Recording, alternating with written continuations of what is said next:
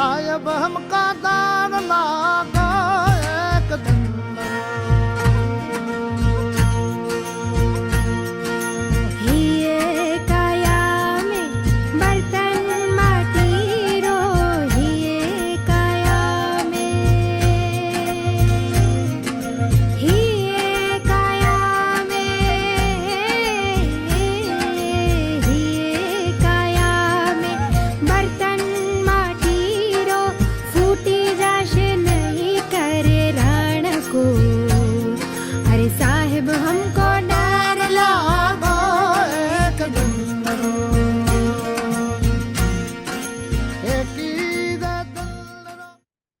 Hello everyone.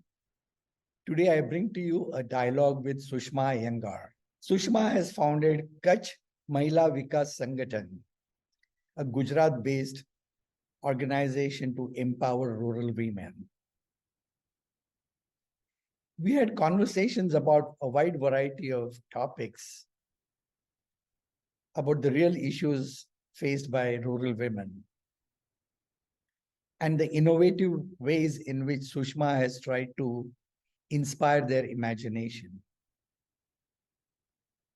So I bring to you Sushma Iyengar from Kutch.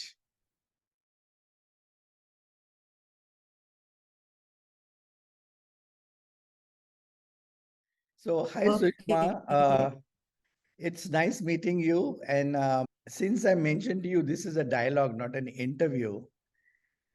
I want to start with you, and I want to request you to ask me 3 questions, and it can be anything. So can you ask me any question? Hi there. I'm going to ask you a very trivial, naughty question back. As to how long you had a bald head? Oh, well, I don't have a bald head. I've shaved it because it's just more convenient, and I had it almost a year now. It makes me feel free. Absolutely. It was so liberating to just get out and not have the hair define you. Yeah, it's philosophically, more things you shared, more free you become. Yes, absolutely. And I went to a school of yoga called the Bihar School of Yoga in Munger 10 years ago, for an intensive program. And there that I suddenly realized how much hair, how much there is an identity marker, because you would have the sannyasis there, who were the yogis, and sometimes, I'd be walking behind them, and it was just, I could say, who was old, who was young, who was female, who was a foreigner, who was Indian. It was absolutely no way to say. And I realized that all of these markers were really hair. And so I had been wanting to do this for a long time. Finally got guts, because the guts only during the COVID lockdown. And I did it. I'm so glad you did it too. Yes. Okay, so that was a great question. And do you have another question for me? I'm very curious about your professional identity as an ethnographer of social imagination, and I want to know what all it has done for you. So I know your question has 2 parts. One is how it arrived at my practice being an ethnographer of imagination, and then I add to that catalyst of co-creation. And then the second one, if I heard it right, with regard to this project, how that idea came and what it's bringing to me in terms of how conversations are happening. Is that correct? Yes, yes. And then you can probe further, but let me answer this part first. Yes, absolutely. So, as you know, I studied design at NID. Jogi was my contemporary. He was 5 years senior to me. And the ethos of NID that time was not commercial. It was not just serving corporation. It was about changing the society through design, through discourse and design. And so our curiosities were always more about life and about people than about artifacts that we design. Of course, we learned to design artifacts as a profession, but our curiosity remained people. I did my professional design of designing artifacts for 13 years in India. And then I went to graduate school, just like you, to the US. And that's where I stumbled into one of my graduate committee members. She was a PhD in psychology and anthropology. And my primary advisor, he had a colleague at Annenberg School of Communications. He was a professor of communications. His name was this graduate committee member was Liz Sanders, and his name was Klaus Krippendorf. So he brought me literature for communications, especially George Lakoff, and it talked to me about how the cognitive process of making sense and communicating through metaphors. You must have heard a book called Women, Fire, and Dangerous Things that he wrote. Yes. So anyway, so that literature I read. So through all of that, my curiosity for designing artifacts changed to how do artifacts come into being as cultural icons, or as personal expressions, as community creations. And I realized that any artifact, especially the artifacts that survive time, are a social construct. And therefore, I got more and more interested in the anthropological, sociological, psychological aspects of creation of the human experience and the artifacts that support that human experience. I started going into homes, I started traveling around the world, and I realized that everything that I had learned in the typical Western minimalist traditions of Bauhaus and design were so short-sighted. And I realized that I need to really understand design through the imagination of people who live with that design, who iterate the design real time, continuously, to make sense of that design, to make sense of life, and in their process of self-making also.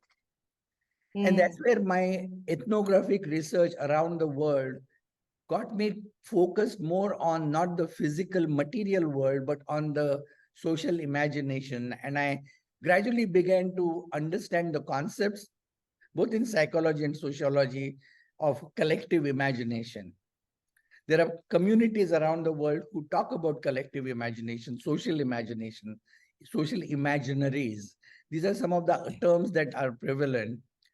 And I realized that if I really want to have a meaningful impact on this world, there's no point in introducing new artifacts and new technologies in the world.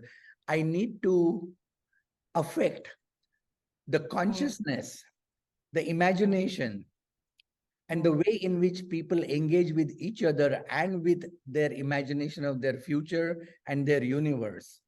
And that can be done through co-creating narratives, co-developing narratives that are deeply rooted in their values, beliefs, their histories, their literature, their fiction that they read, all of that stuff. And as this was happening to me, poetry emerged in me, and I wrote 3 books of poetry, one for children. And so that is my practice of how it evolved. So now last 1 year, I've taken a break from designing for my clients, or doing research for my clients, doing co-creation for my clients, so that I can just have random conversations with individuals who are doing meaningful, purposeful, ideological work around the world.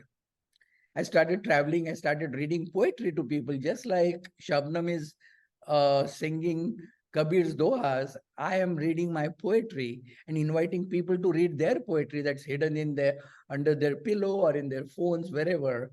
And it's creating an entirely new kind of deep level communication. So that's what is happening right now. And then one fine morning, I was wondering, I'm so removed from India right now. It's my father's birth centenary year. How do I use my skills, my new consciousness, to do something that remains for next 100 years, not get bogged down by current day politics, but something I feel that my parents' politics has survived. Their thoughts have survived, not because they were their thoughts and their politics, but it was a collective consciousness, collective purpose that survived.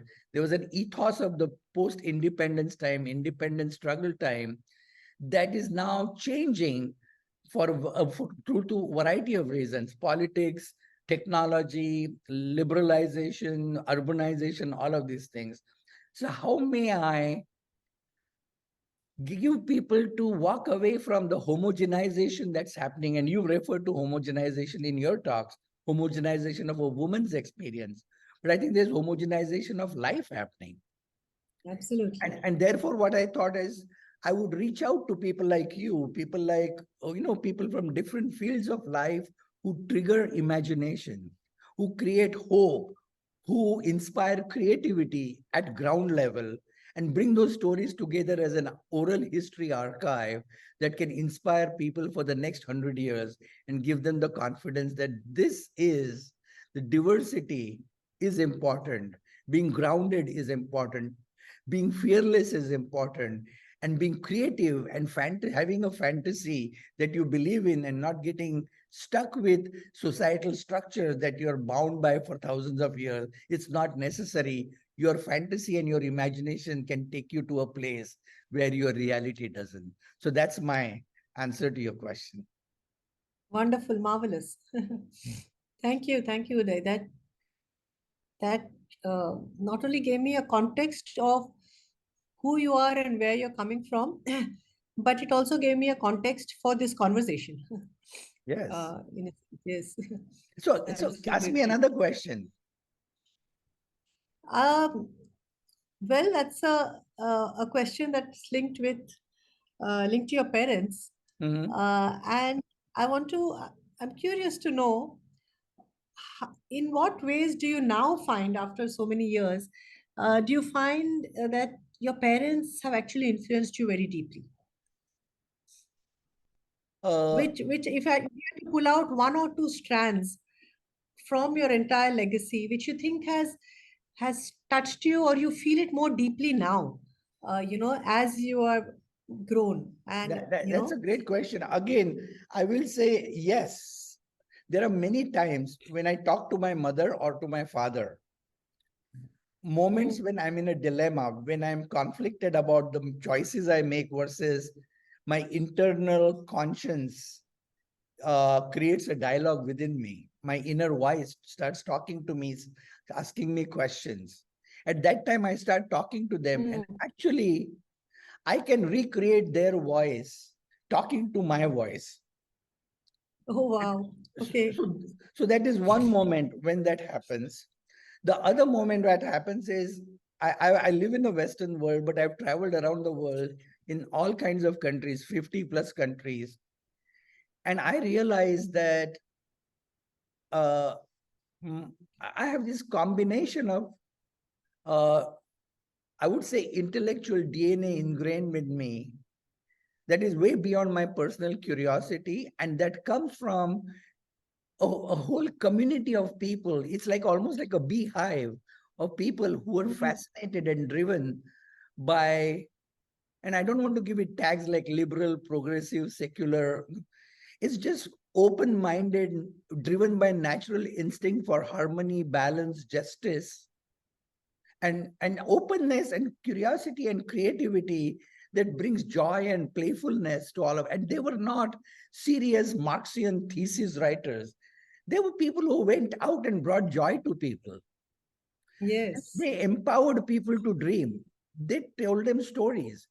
They gave them confidence. And I think that's what, when I go back, regardless of who, whether I'm serving my clients or talking to you, I really like through my readings what Ivan Illich called a convivial future, where I think Yes. playful sobriety is the theme that I think Gandhi followed, my parents followed, all of their community followed. And I really don't care whether you're a socialist or a communist or a Naxalite or a Maoist or whatever. As long as I feel that energy and that curiosity in you, I feel closer to you. So when I meet people like you who did not directly work with them, but they emit the same curiosity and energy. I feel I'm seeing them through you. That's a great answer, Uday. Thank you. You really brought through through what you said. You actually really brought alive a way of being, but you also brought alive your parents and their era. Very nicely. Uh, Thank you. and yeah, thank you. Thank you for So I that. want to tell you something, why I asked you to ask me questions. Yes. For the past many years in my business, after doing these ethnographies around the world, I really have discovered that when you create a space for people to ask you questions, through their questions, you understand them better. Yes, that's very true. When I interview people, I ask them, ask me any questions. Ask me more questions. Ask me more questions. Then I say, I'm done. And they say, you haven't asked me any questions. I said, no. I'm in the business of asking questions, and I want to see how do you probe me by asking the right questions, and do you have an approach to asking questions and getting inside me? And if I can feel you got inside me, then you have the skills to work with me. Wow, that's smart. So that is And that that's is my really new learning as an ethnographer. But I also see I have lots of notes from what I've been reading and watching about you. And in that, I think you have been talking about, giving people the role of researchers rather than treating them as subjects of research. Because the intuition they have, the wisdom they have, they may not have the expression, but giving them the confidence and the courage and removing the fear to ask difficult questions, you can reveal the things that matter to them. And by yes, listening to questions, you can learn more about the difficult questions that we avoid asking because they're difficult. But you empower them to ask those questions to you. So they challenge you, they challenge the yes, society, they challenge the structures. And yes, that's what I took away from what you were saying, is that give them the power to ask questions. absolutely.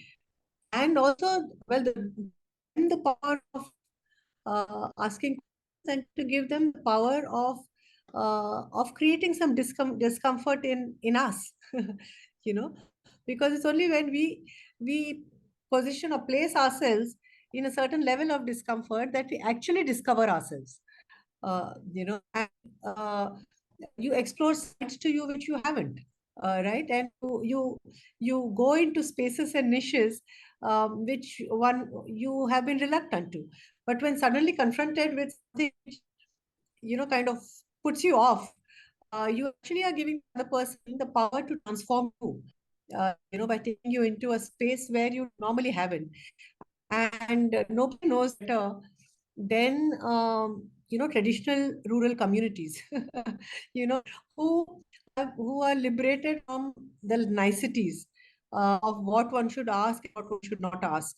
And early on in in my life with them, with when I first walked into villages, and I was completely startled with the kind of questions that they would throw at me, and I would start by in a very little way, I would start by uh, trying to give slightly nice answers or kind of forbid a little. And then I suddenly said no. I need to look squarely into their eyes and answer it exactly. So they will they I think one of the first questions somebody asked me in a village was, um, how much do you earn? That was the first, as soon as they met me, that was the first question. How much do you earn? And this was, when I was still young and very, and not that one was earning too much, one was earning 800 rupees. But that was still a lot, compared to where I went to and to the person's house I went to. And there was a slight discomfort to actually share the guilt of having earned. And it was my own discomfort with money, or my own discomfort with this iniquitous world, which had made me get into this life. And then that was the first thing that was thrown at me, to place me exactly where I didn't want to be. Right? Here I was, really trying to be, trying to kind of erase the differences, by going into their home, by being with them, by enjoying it, laughing, singing, eating with them, sleeping with them. But they wouldn't let me forget that, that I was not one of them, and that I came from some privilege, which is why I was there. And I think they put me just on the rack from day one, In and fact, I that was also remember really. hearing from one of your interviews that sometimes women thought you were a man. Oh yes, that was that was how it started. So that, I mean, it, they'll throw questions like this, but it used to be worse because I'd sometimes be walking into these villages and I had this short hair and I'm slim, and they would, not slim, slim is the wrong word, thin. And then they would, I would walk into the villages and they would look at me, and these were all really, these were villages right on the border, right, of India. There weren't too many outsiders who would be going into that village, and they were largely familiar with people from the 7 different agencies which function there, whether it's the IB, the army, the BSF, the police. So here I was walking in, and they thought basically I was part of one of these services, and I was camouflaging myself, Hmm. and that I was actually a man pretending to be a woman, to get into their internal world and life, to be able to glean information from them, and whether there was smuggling or whether there was cross-border activity and stuff like that. So no, there were no niceties. The first thing they would do is they say, "Ha ha, come, come, sit, sit," and take their big hand and put it all over my body, to check whether I was a man or a woman. And I was, you know, totally shocked with that. I can And completely understand. yeah, and I mean that this was like I was 25 years and walking into a village for the first time, and but these were the things, that really put you in your place. And their actions, just as you said, when somebody asks you a question, you get to know them better. All of this that they were doing with me, or my colleagues, was gave us such a strong insight into who they were, what drove them, what were their fears, what were their anxieties, what was the robustness in them that made them talk with such confidence and dignity. It kind of broke all the images that one carries, and how imagines how the poor are, or how they have been shown in films, right? No, not at all. These were completely robust, dignified, in your face human beings, and uh, who were meeting you completely squarely in the eye, completely not allowing their class difference to come in the way, of treating you and making you treat them as an equal completely. So these were my first lessons, in rural development. I mean, forget all the masters and all the theories and all the studies or all the trainings that one may go through. Yeah, but it is, as I said, it's the kind of actions and questions that are thrown at you from all directions. I have a question that connects with that.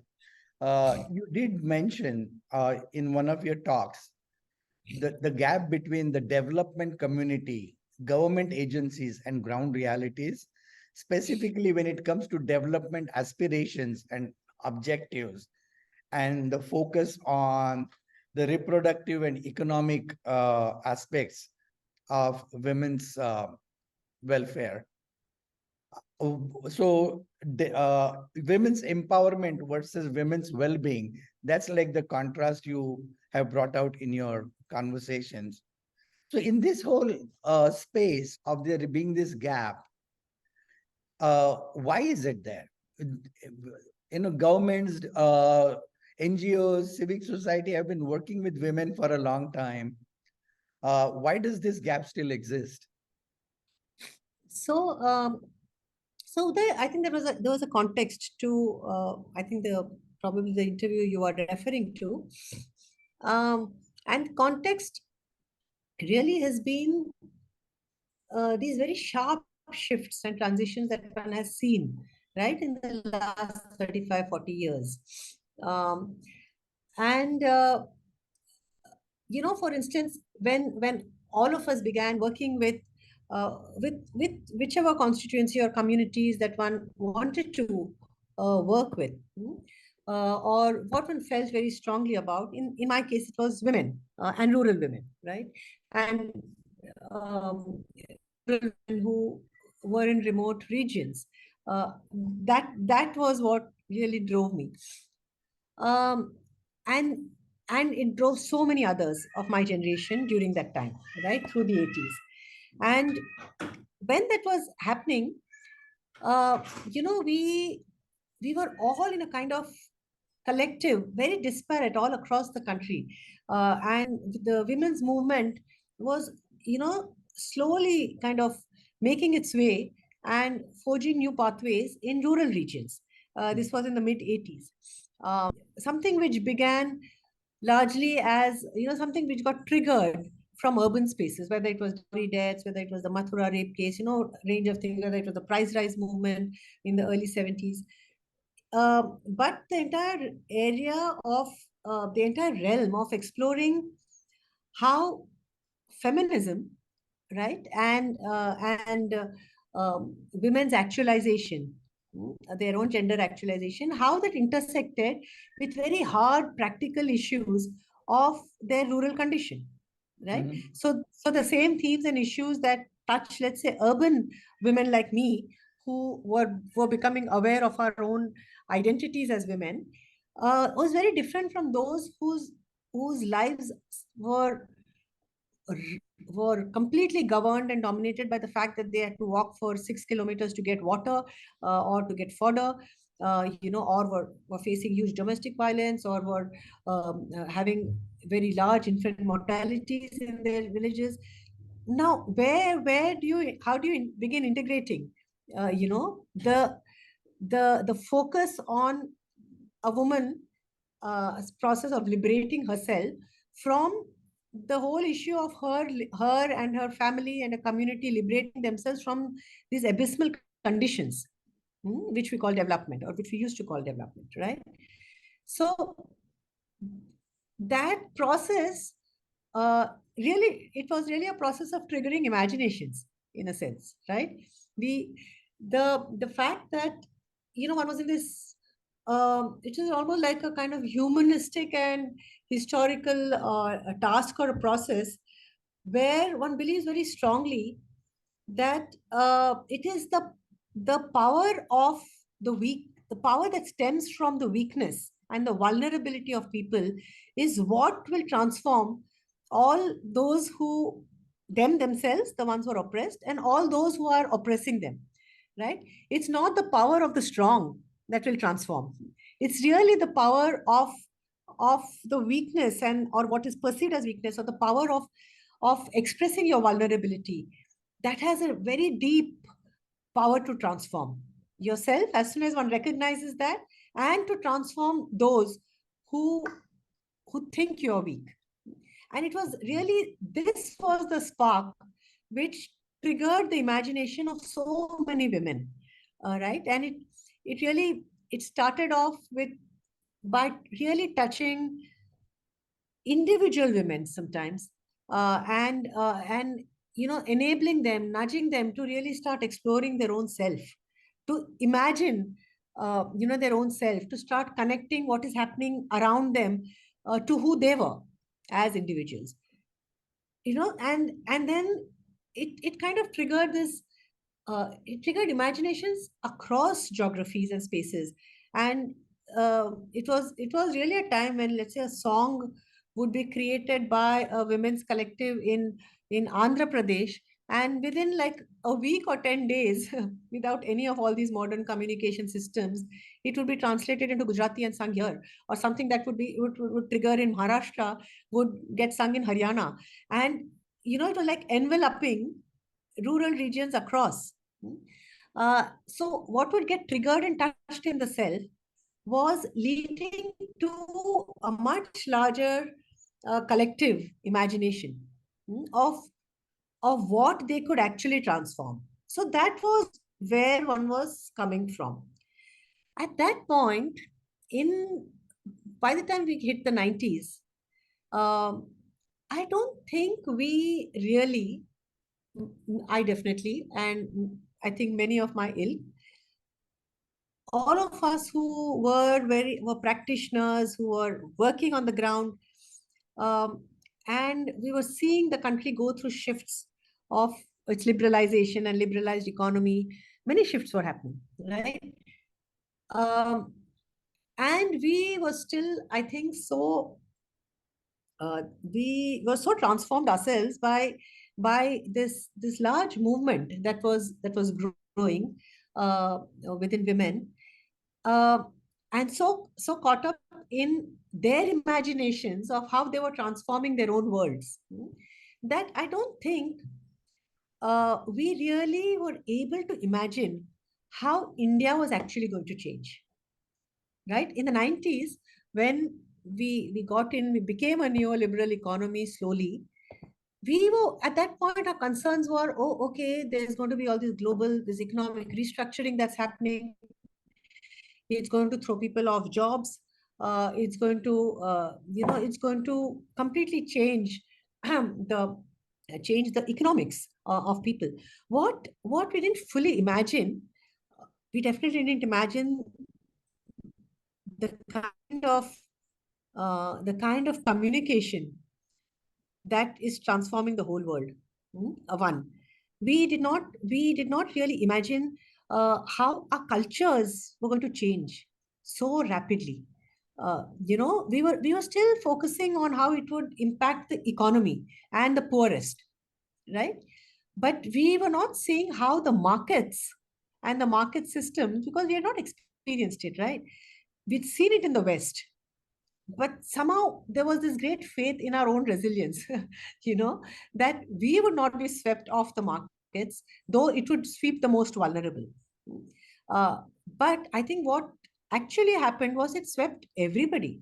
And what we eat, how we think, how everybody actually has, the whole movement and the power of the collective was slowly kind of getting robbed, of its essential power to transform, because the markets were turning everybody into individuals, right? And that was a shift that I don't think we reckoned with, or we imagined how it would start shifting uh, movements also, how it would start impacting movements too, how it would start impacting how people imagine their own aspirations, or how they try and strive for it. uh, 30 years ago, there obviously would be individual aspirations, and like I said, we would always touch the self to touch everybody, right? And spark that movement. But there was always that curve that individual would always move into and never not often see themselves as being apart from their community and society, which was also a problem, right? Because society was being very oppressive, and is always oppressive to especially patriarchal structures, the kind of economic structures. Society does strangle a lot of self-actualization, and that happens invariably with the poorest and with women, in multiple ways.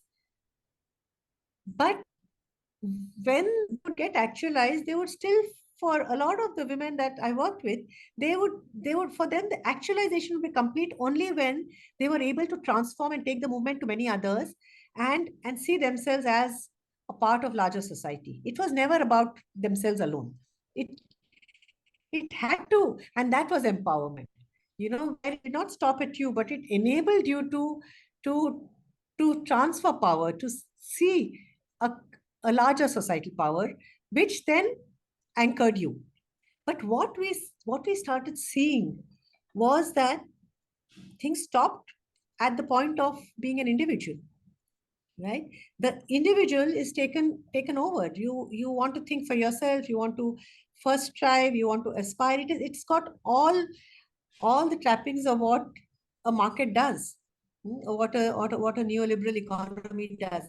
This I don't think we imagined fully, right? And that's why I say that as we have kind of climbed this ladder of development as a nation state, as a society, as individuals within that society, uh, it has in a sense robbed a lot of the humanity and dignity that we saw in movements and in collectives and in in a lot of liberating societal processes. So it was in that context that I was talking about how um, uh, development invariably has meant economic development, as we all know. And the kind of economics we have embraced uh, has does valorize the individual.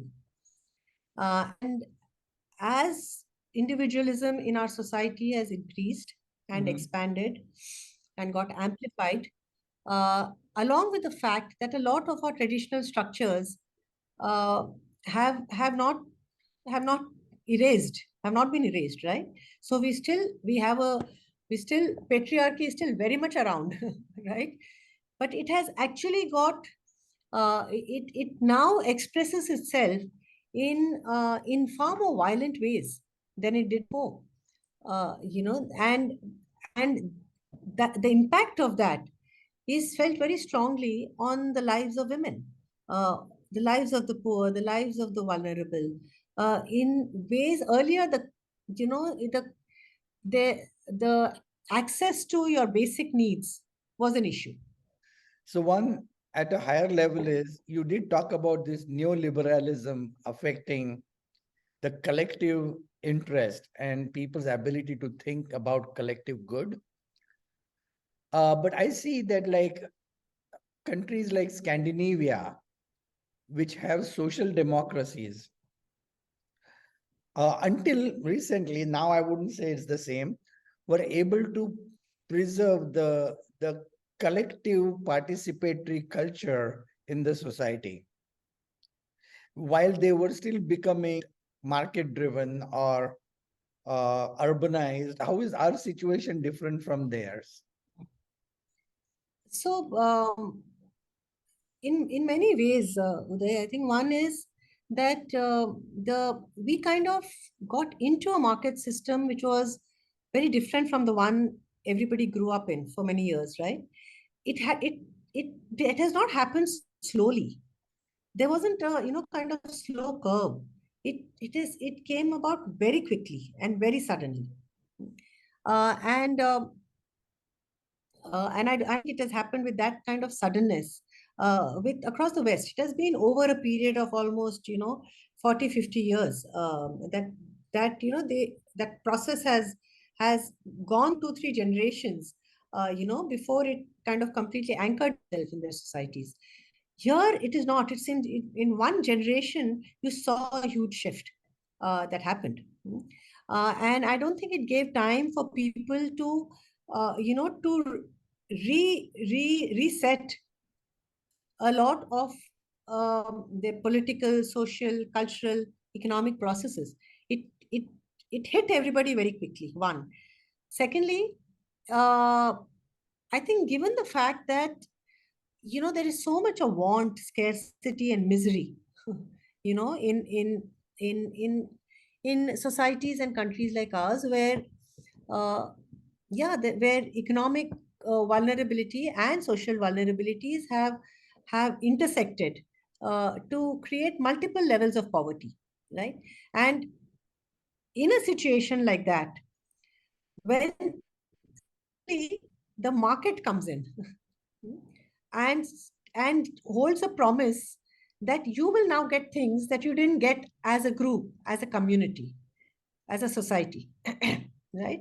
You find that suddenly that there's a movement to completely adopt or to take what one gets from a market system, sometimes at the cost of of the larger social good or larger communal good. and and I think this shift that has happened very quickly. I would say one has really seen this shift in about 15 years, though it may have started in the mid 90s, but we have really been impacted by it and seen the transformations in a span of maybe 10 to 15 years. And I think it has uh, left a society which is very confused. You know, like the example one keeps getting from communities, and I'll go back to giving you examples from women's lives, that you see now a very drastic difference in the way parents bring up their daughters, even in remote rural areas.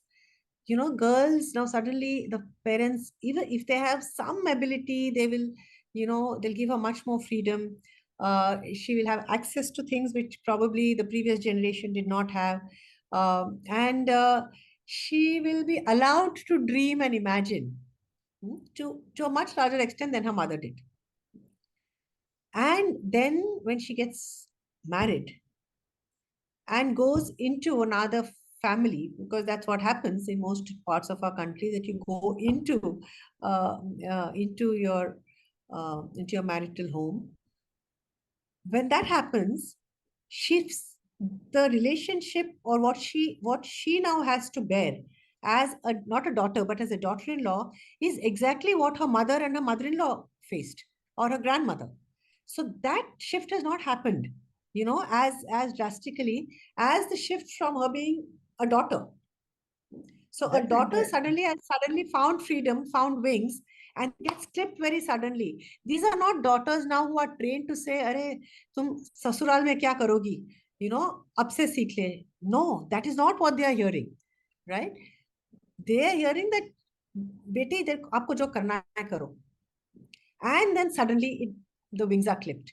So the same person is now suddenly is being made to adapt and adjust in ways in which she's just not prepared. I mean, I think to say prepared is the wrong word. The way they used to prepare girls earlier was not was not desirable at all. But girls suddenly face such drastic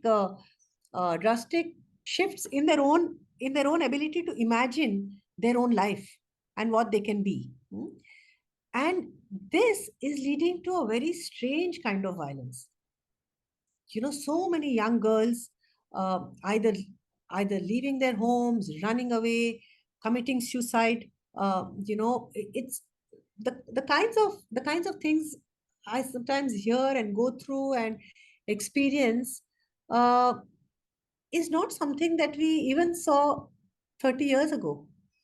It's a far harsher world, today, than it was then, right? Uh, Now, one can argue and say that, well, the harshness is being expressed far more forcefully and liberally today than it was expressed 30, 40 years ago in a largely a culture of silence. Mhm. And that is an argument one can make, right? But going beyond that and beneath that, I do think that uh, it's become a very harsh space for women today. With access to maybe more, as they say, sukh sagwad, more facilities. And you're probably not struggling as much for the things that your mother did or your grandmother did, the conditions of life.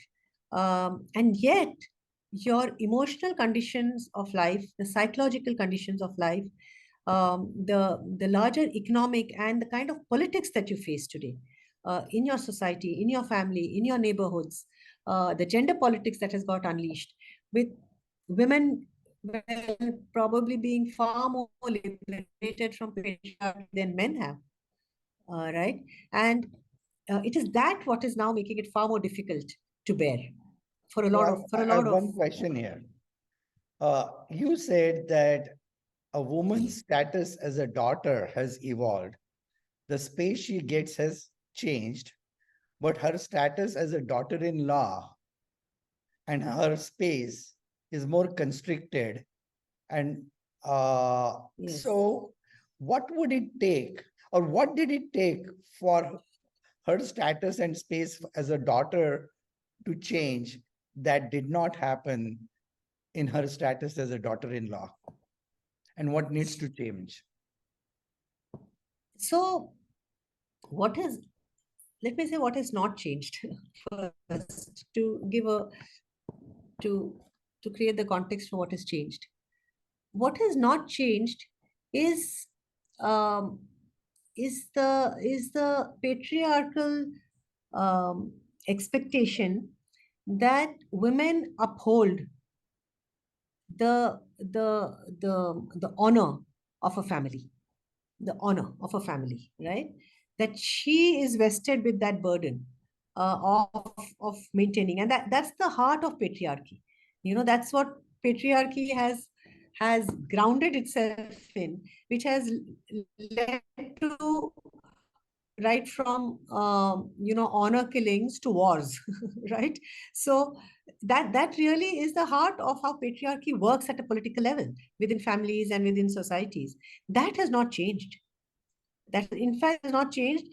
In fact, with a lot of identity politics that has sprung up today, in different ways, with communities actually getting far more etched in their own marks.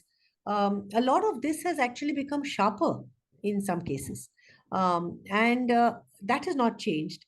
And therefore, when a woman gets married, she kind of goes right into those expectations, right? Which is an expectation that invariably happens in our society the moment a woman gets married, because now she is upholding the honor and the izzat and the respect of all of the how family she has gone into, hmm, and her husband. That has not changed.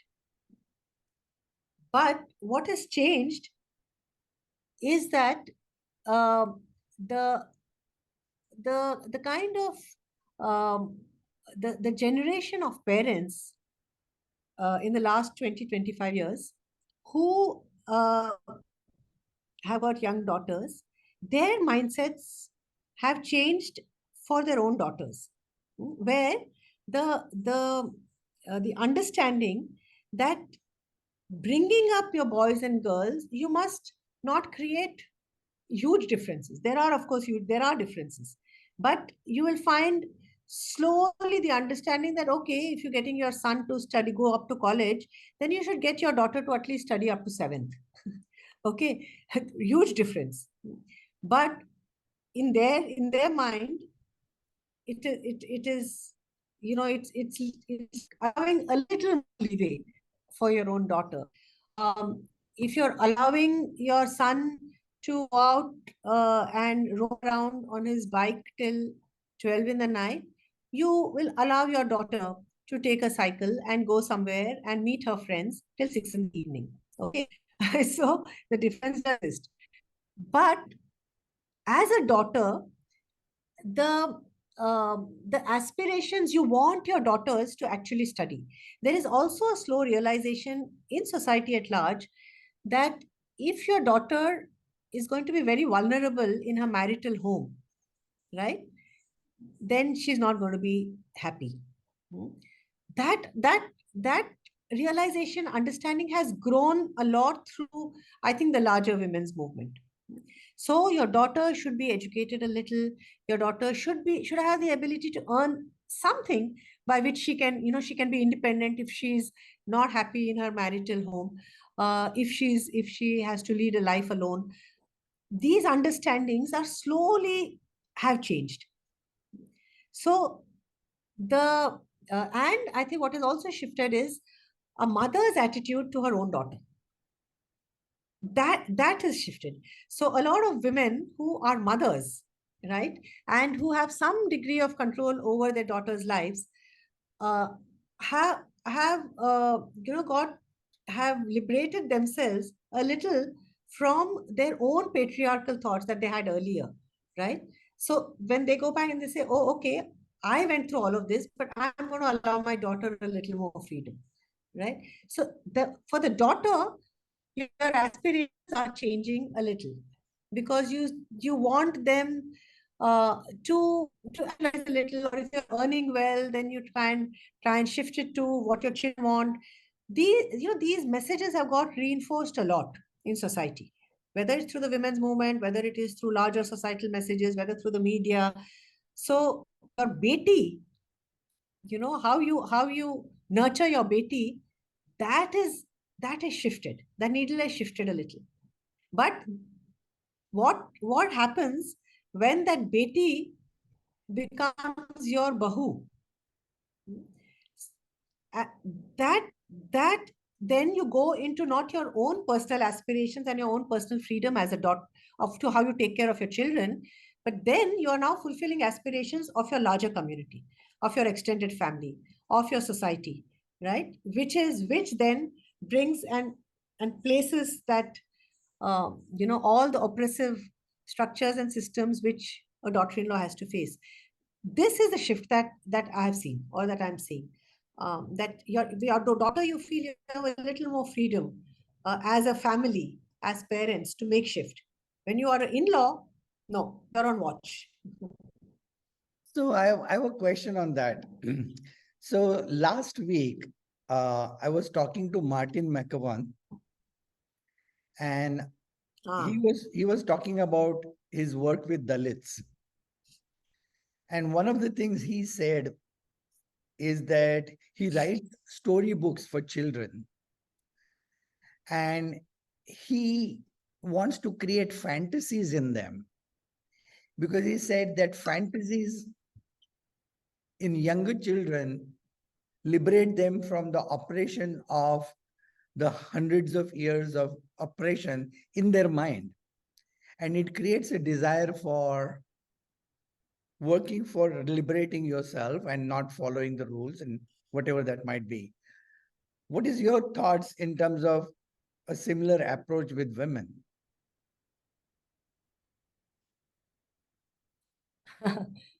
I I make a difference uh, between these three words: dream, fantasy, and imagine.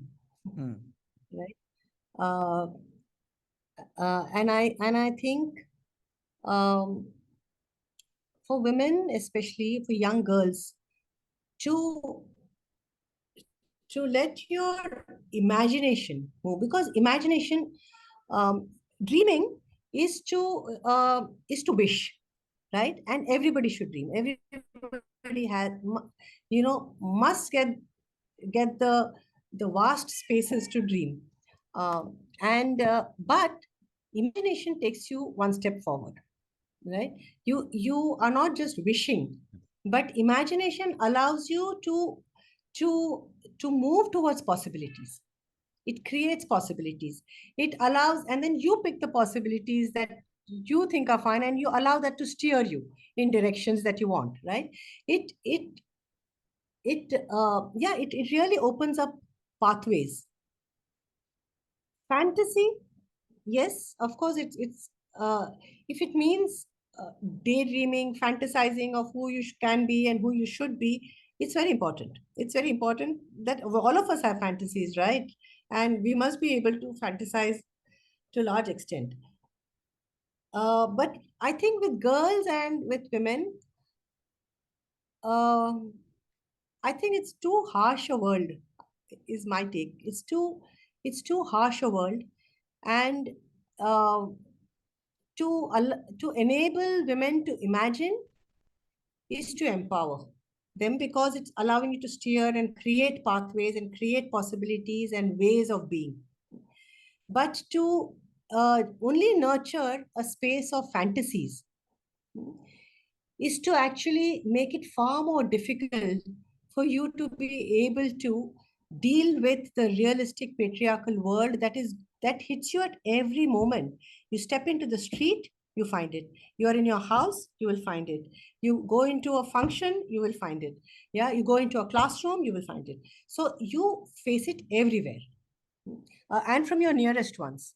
And I think this is something, uh, uh, if you are a Dalit, a tribal, from any of the communities and castes, at least one space where, your own family, you may not face discrimination as a Dalit in your own little space. But as a girl and a woman, you will be discriminated even in that space, even in that so-called safe space of your family. That's where it begins. That's what cradles the whole process of discrimination. So, fantasy is going to take you into very dark spaces when you hit reality. I But get it. to allow you to imagine spaces, yeah, is very different. And So so as a child, to fantasize is great, but as a strategy to enable women, to empower them, to young girls, adolescents, I would like their wings fly with their imagination and dreams rather than fantasies. wonderful. So in that, I have a But question. that's who I am. I have one Yeah. question. Yeah. If you remember, Kamla Bhasin started writing books for girls. Have you read? Absolutely. Yeah. Would you Yes, call that fantasy or imagination? And I what would call that and imagine. do you think her literature has had impact on girls? Hugely, and not only girls, on all of us. Kamla Bhasin was a powerhouse. She was a huge inspiration to the women's movement, to all of us, activists, practitioners. The kind of energy and joy she infused into this movement through her songs and the stories uh, was was the fuel, which kind of sparked that spirit, where there was just abandon and joy, in coming together, in dreaming, in imagining. Uh, so I mean, I don't think it was fantasy, because I don't think any of it was not reachable, not possible, right? They were all reachable. I, That whole world that was getting created, were all, you could touch it and you could feel it, and women would touch it and girls would touch it and feel it, and therefore then really feel impelled to start moving towards it. And that's what actually happened. yeah. You actually saw movement towards that. Yeah. So, so But I just have one question with regard to Kamla Bhasin, and then I'll move to a new topic. So, have have Kamla Bhasin's poems and songs reached rural India? oh yes, absolutely. Sung even today. We all sing them even today. I mean, and each of our songs. I was telling you earlier that a song, from one space and geography and one moment would kind of travel and get transported into another geography within a space of a few weeks, and would be sung in multiple languages. That was also the power of Kamla's songs, and uh, it was everything. It was the song, it was the lyrics, it was the melody, it was the joy with which it was sung. It I think singing and music uh, played such a seminal role in the women's movement, Okay. such a seminal role, I, and I in think it is I think it plays a role in all kinds of transformative movements. all transformative movements. It has music has that, because that's what music is, right? It's a, I whether you're composing a song or a piece of music, or a rag, or you are actually composing, or creating uh, uh, a community organization. They both do the same thing, Absolutely. from my perspective. Yeah. They both do the same thing, because both are taking you into a space, hmm, which you're reaching only by your imagination. Yeah. When you are imagining an institutional space which you own, or you enter a public space which you didn't think you could enter, or you enter a small town in a rag, you know it the when you are entering it, actually you don't know where you are reaching, right? Absolutely. In you fact, you I do, you have know that. Yeah.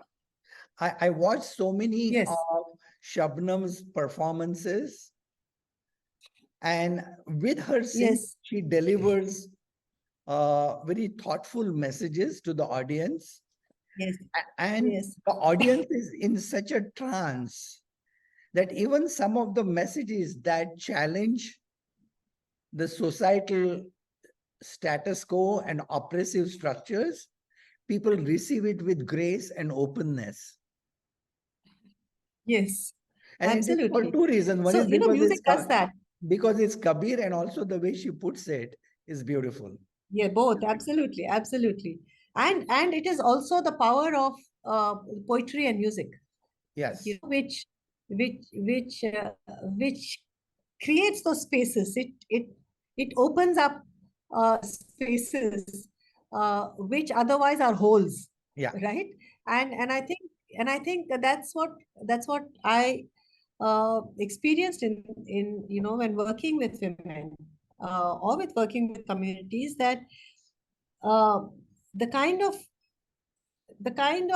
imagination that opens up when you start thinking of, oh, I can actually set up a I can actually set up a small organization I can sell my embroidered crafts with my own brand name.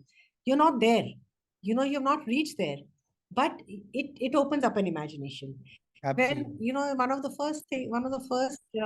first processes um, that I was involved with, when a lot of these women that we started working with, none of them were literate, visually very literate, because they're all very highly accomplished craftswomen and embroidery artisans. So that visual literacy is is is absolutely amazing. And so when they wanted to express their own dreams, Mhm. right, and wanted to also express their own conditions that they lived in, uh, they knew how to make quilts, right? That was what they used to make. Every girl has to make her 12 quilts and take it when she gets married. So quilts is an quintessential it's a quintessential part of her life, not as an artifact, but the process of quilt making is is a completely collective feminist activity, rural areas, right? Where they all come together. It's their space. It's completely their space where secrets are exchanged, emotions are shared, shoulders are cried upon, and laughter is, with complete abandon.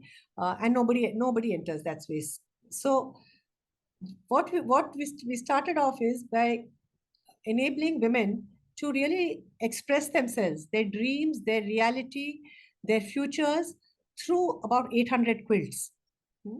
And uh, what got unleashed was a huge it was like a completely imaginative landscape of where they would like to go, right, and where they thought they could go.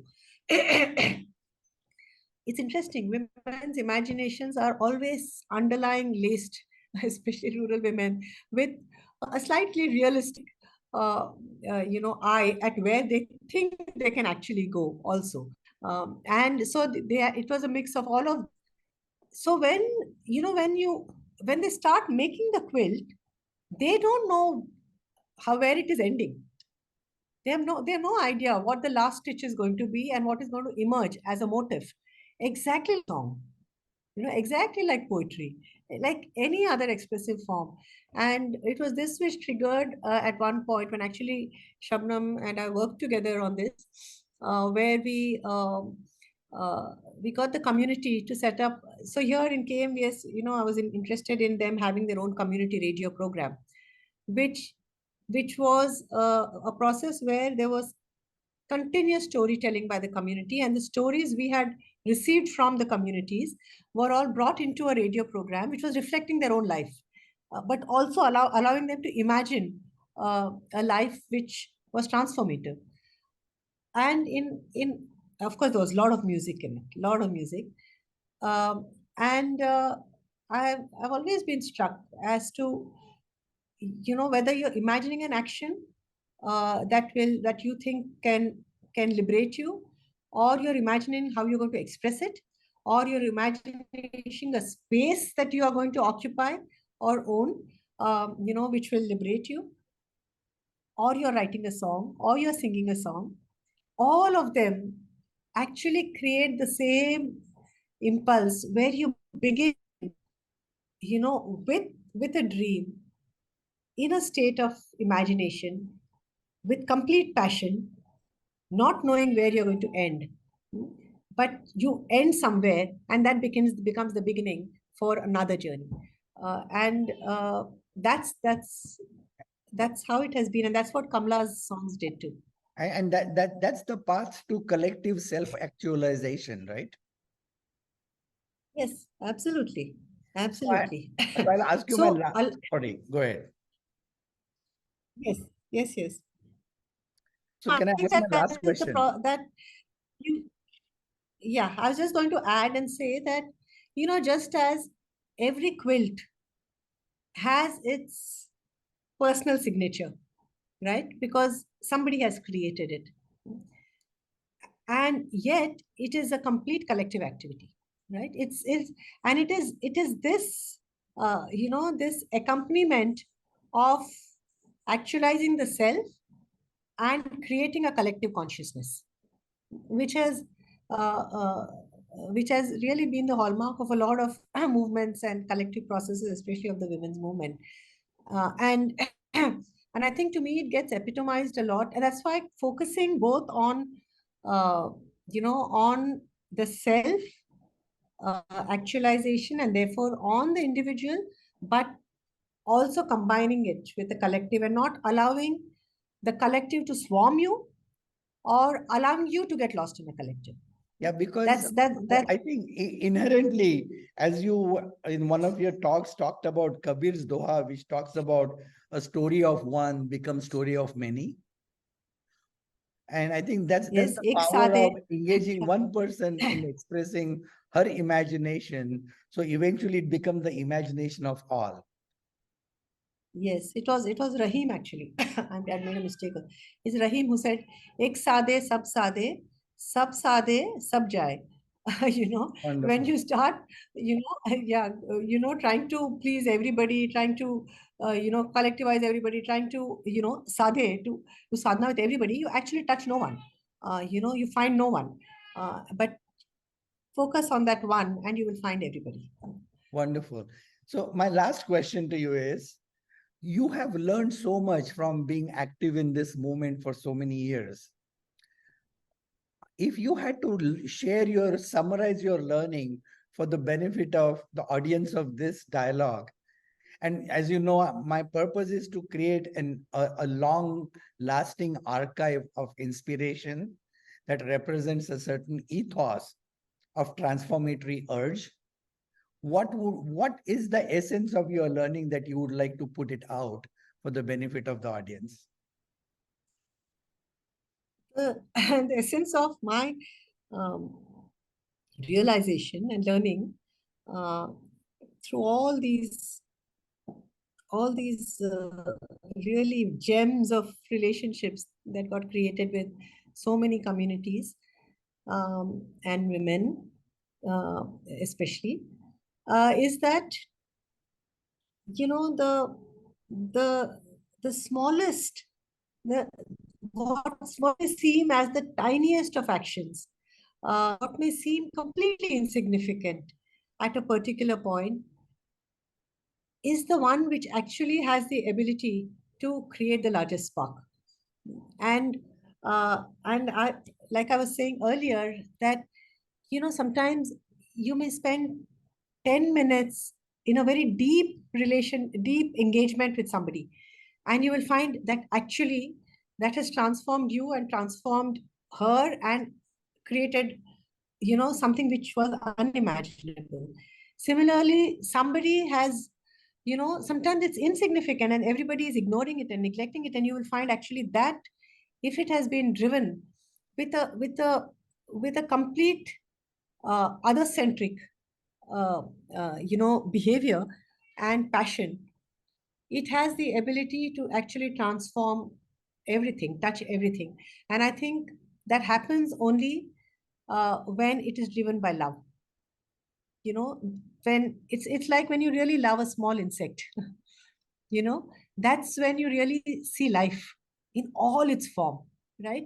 You see a tiny little insect and you see it move. You don't neglect it, you don't push it aside, and in that you'll see all the colors of nature, you will see all the complexity of nature, and you suddenly understand all the larger things that surround us. And that is exactly what I learned, or what I was taught, you know, with through all these experiences that I had and I continue to have.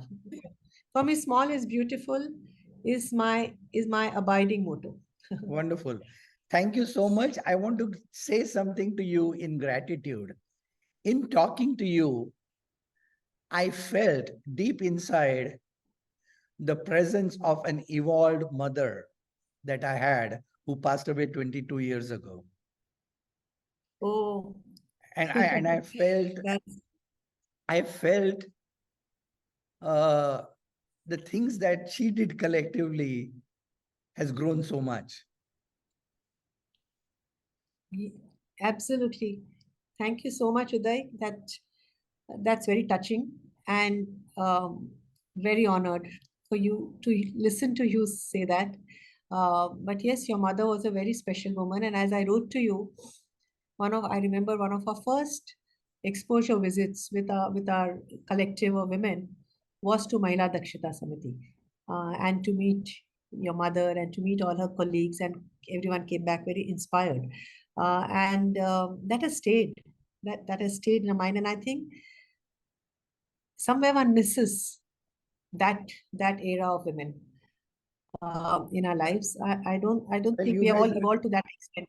you guys are creating a new era. So what Yes, we have, and I'm sure it's a cycle, and a lot of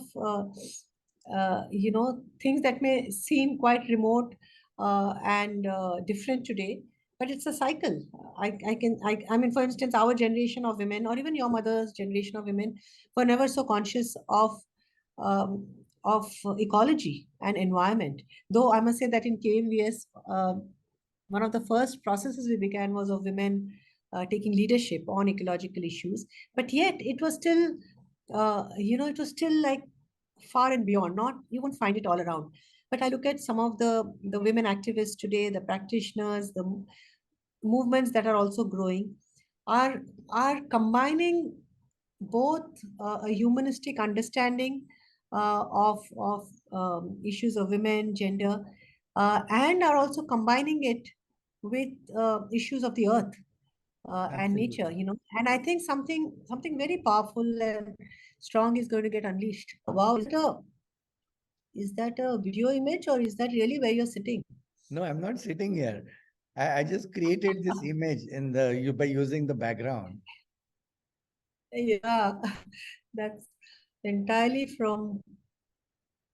If you notice that we have similar roofs, I know. That's that's because, why I that's found because it. That's why I found it and I used it. that's because the architect is the same. Yes.